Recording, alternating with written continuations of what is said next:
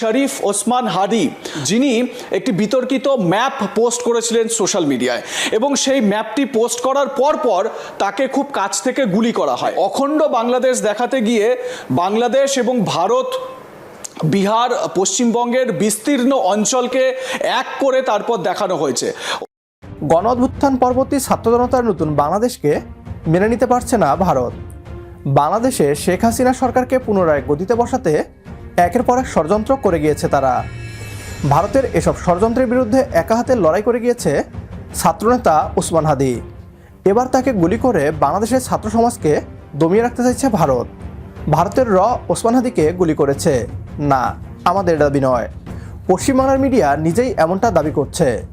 অবিভক্ত বাংলাদেশের ছবি সোশ্যাল মিডিয়ায় পোস্ট করার পরই তাকে গুলি করা হয়। বিষয়টা ঠাকুরঘরে কেড়ে আমি কলা খাইনির মতো হয়েছে। এ নিয়ে কি বলছে পশ্চিমবাংলার মিডিয়া, আসুন তা দেখি।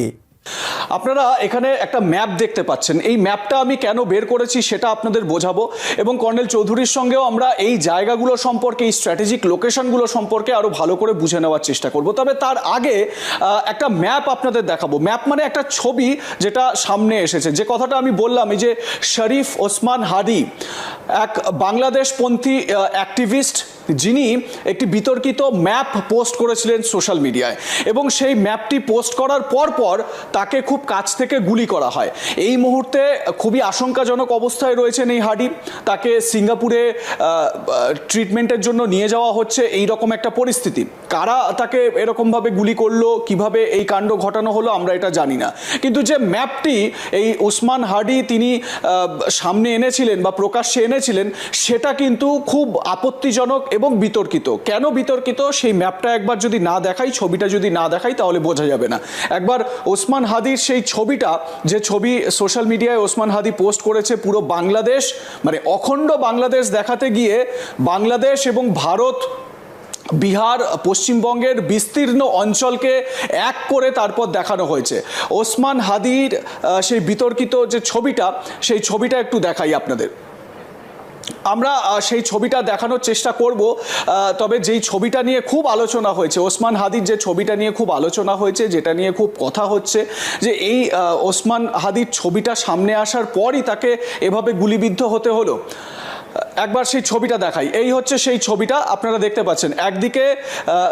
একদিকে ভারতের ম্যাপ আপনারা দেখতে পাচ্ছেন, অন্যদিকে আমরা দেখাচ্ছি যে যেখানে বাংলাদেশের যে ম্যাপটা, যে অখণ্ড বাংলাদেশ দেখানো হয়েছে, সেই অখণ্ড বাংলাদেশের চিত্রটা দেখুন। ছোট্ট যে জায়গাটা, যে ছোট্ট অংশটুকু যেখানে একটা রেড বল দেওয়া রয়েছে, এইটুকুই কিন্তু বাংলাদেশের অরিজিনাল ম্যাপ।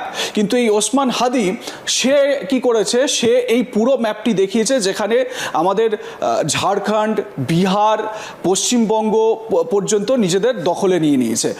স্বাভাবিকভাবে এই ম্যাপ সামনে আসার পর, এই পোস্টটি সামনে আসার পর কিন্তু মাথাচাড়া দিচ্ছে নানান রকম। কিন্তু এটা তো খুব একটা নতুন কিছু নয়।